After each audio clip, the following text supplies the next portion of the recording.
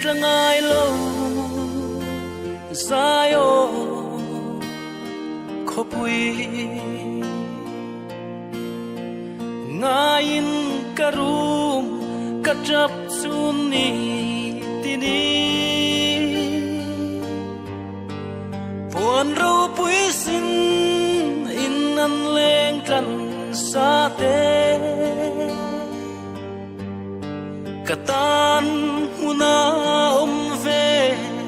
chu rama chua ka vanga ye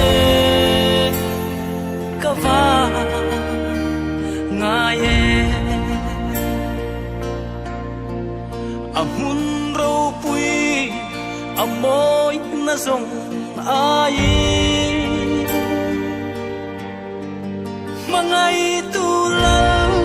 Cristo mel du chu mu kanuam ka lung kham ban na turi amoy sia sui sen lo ram chu thisen in a hong ta zale na ram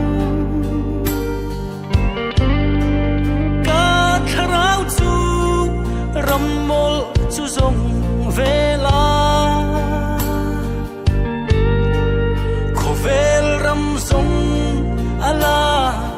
chuai don ani ka vangai em ka va ngai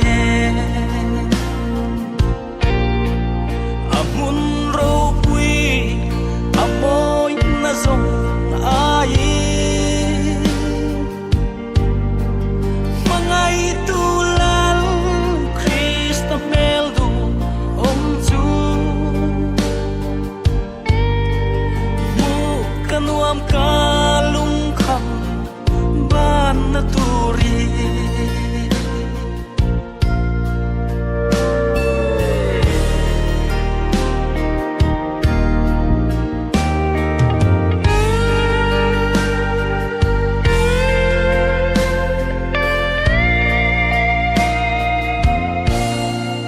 lung du chan dam tele na hun khen thei lo